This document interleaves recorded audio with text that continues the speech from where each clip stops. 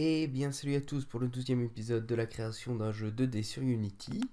Pour ce 12e épisode de cette série, vous avez été 41 à voter le sujet pour avoir un background animé. Donc ce que je disais, un background animé, c'était cet effet de parallaxe. On va voir ça tout de suite. Aujourd'hui, on va s'attaquer à l'effet de parallaxe, c'est-à-dire cet effet qu'il y a derrière les jeux vidéo en 2D, de ce background en fait qui bouge en fonction du personnage. Donc en fait, le système de parallaxe, c'est faire plusieurs couches de background qui bougent à une vitesse différente en fonction de l'éloignement par rapport à l'écran. Donc ce système-là, on va le réaliser aujourd'hui dans cette vidéo. Donc on va tout d'abord prendre les images qui sont dans la description. Il y aura le background layer 2, le background layer 3 et le background layer 4. Ce sont trois images en plus du background donc, que j'appelle le background layer 1 qui est ici, qu'on a déjà appliqué dès le premier épisode. Ensuite, on va faire plusieurs choses. Donc, on va créer 3 empty qui s'appelleront BG layer 2 par exemple, pour background layer 2. On va faire layer 3 et layer 4. Voilà. Dans le background layer 2, on va create, pas un empty en fait, on va create un sprite, objet 2D sprite, background layer 2. Et on va venir appliquer notre background layer 2 ici. Alors là, il n'est pas au bon endroit, donc on va déjà le descendre et le mettre bien comme il faut ici.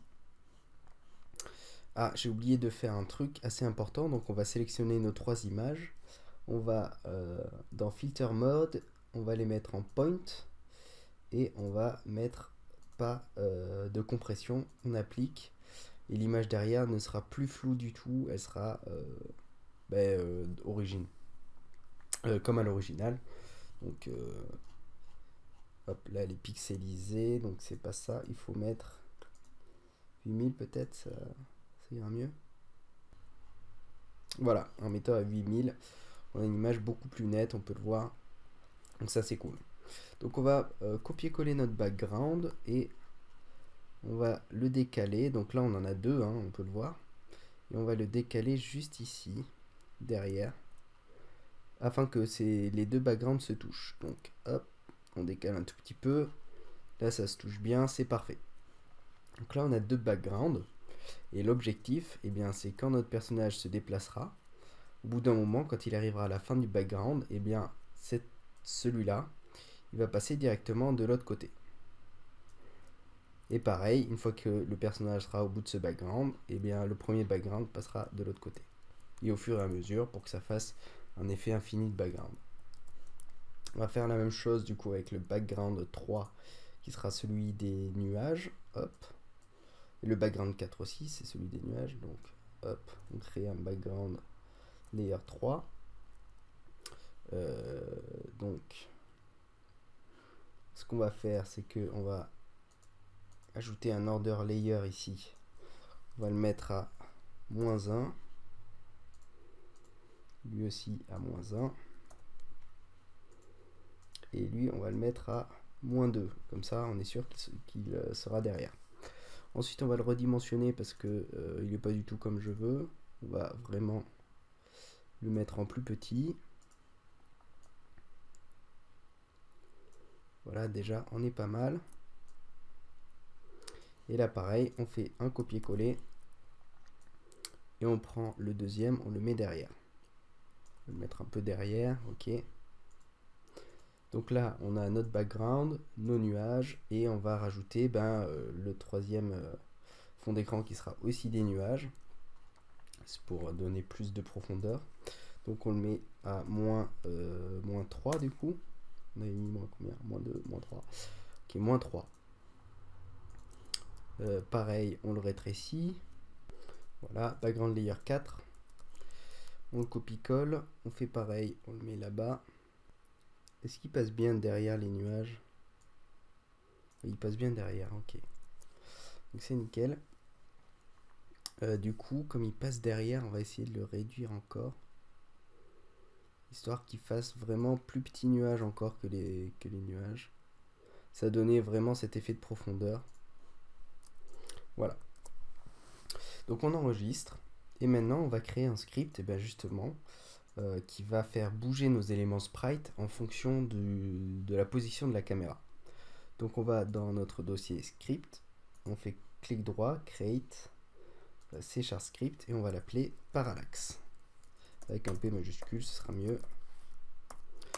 Parallax. Et maintenant, on va dans notre éditeur de script, et on ouvre notre parallax, notre nouveau script parallax.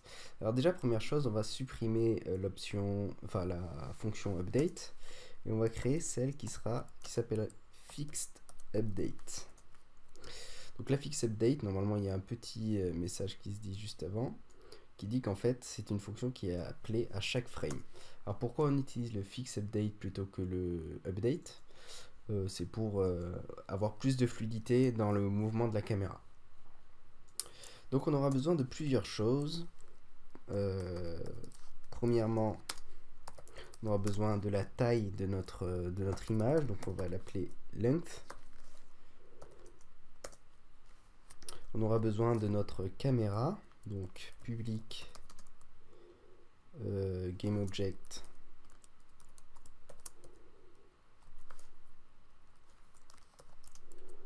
cam, on peut l'appeler. Hop. On aura besoin de la position de notre image à chaque fois. Donc float start position. Et ensuite, on souhaite rajouter une fonction publique, enfin une méthode publique, pardon. Ensuite, on rajoute une variable qui sera float. Et ce sera l'intensité de notre effet de parallaxe. Donc parallaxe intensity. Donc dans le start, la première chose qu'on va prendre, c'est la length de notre image et la position de départ. Donc ce qu'on fait, on fait length égale GameObject point getComponent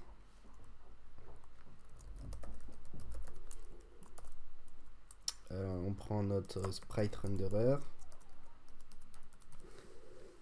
et on veut récupérer donc la taille, donc bounds qui veut dire frontière, size.x point virgule. Donc là on récupère la taille de notre image en x, donc sur l'axe des x, donc ça c'est la largeur. Et on va récupérer la start position égale à GameObject avec un G minuscule pour dire que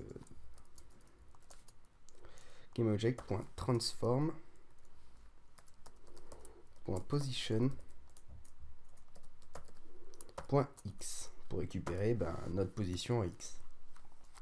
Hop là, voilà. Donc là déjà on a nos deux éléments qui sont remplis. Et ensuite, à chaque frame, on va calculer la distance avec la caméra. Donc on crée une variable distance, qui sera la distance que va parcourir notre background à chaque itération, à chaque image. Donc la distance est égale à caméra.transform.position.x fois notre multiplicateur qui sera notre intensité par l'axe. Donc plus la caméra se déplace sur l'axe des X avec l'intensité, et plus du coup notre image en background se déplacera sur l'axe des X. Et ensuite du coup à chaque itération on fait GameObject.transform.position c'est égal à new vector3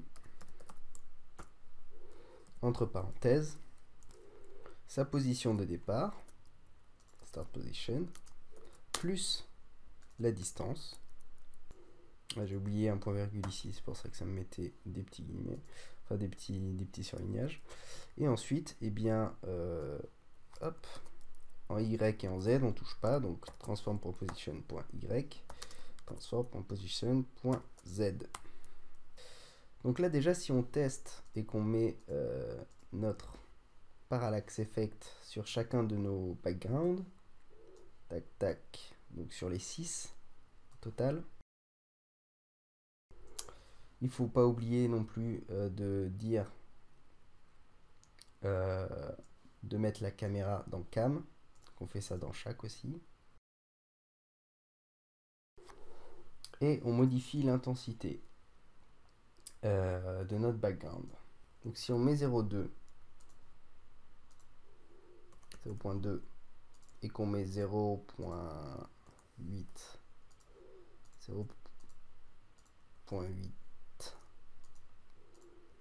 pour le background 3 et 0.85 pour le background 4, on a les écrans, notre background qui se déplace bien en arrière ici, et les nuages qui se déplacent derrière à une vitesse différente. Donc on a bien cet effet de profondeur. Par contre, comme vous pouvez le voir, notre background maintenant il n'y en a plus derrière. Du coup, il faut faire en sorte qu'il se répète tout le temps. Pour faire ça, on va créer une nouvelle variable qu'on appelle temp, qui calculera à quel moment on doit déplacer notre background. Donc temp c'est égal à cam.transformPropositionX fois 1 moins parallax intensity. Et ensuite, on met une condition. Si temp est supérieur à la position de départ, donc start position, plus sa taille, et bien ça veut dire que l'image est derrière la caméra et donc elle doit se déplacer de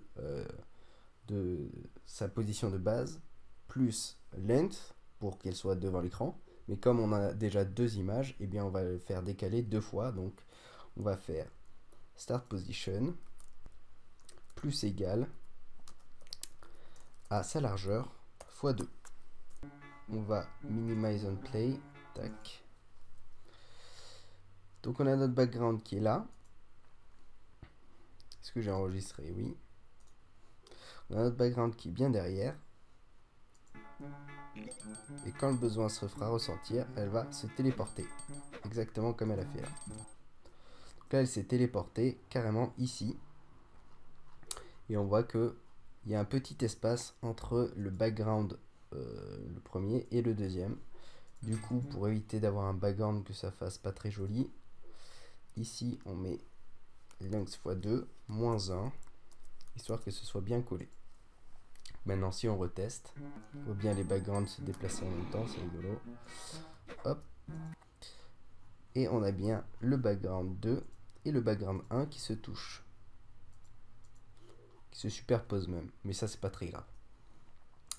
Et donc là, eh bien, on va pouvoir jouer à l'infini avec un background derrière eh bien, qui continuera à l'infini et qui se décale au fur et à mesure.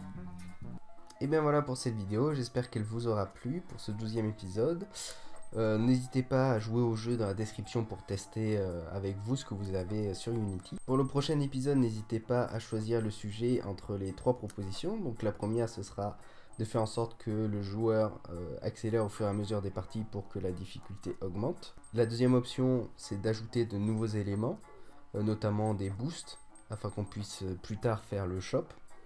Et ensuite, la troisième option, c'est d'ajouter le système de configuration. Donc notamment ajouter si on veut cocher la case pour le son, pour avoir le son, oui ou non, pour avoir la musique et peut-être même gérer le volume de chacun des options. Eh bien j'espère que cette vidéo vous aura plu. Sur ce, je vous dis à bientôt. Ciao!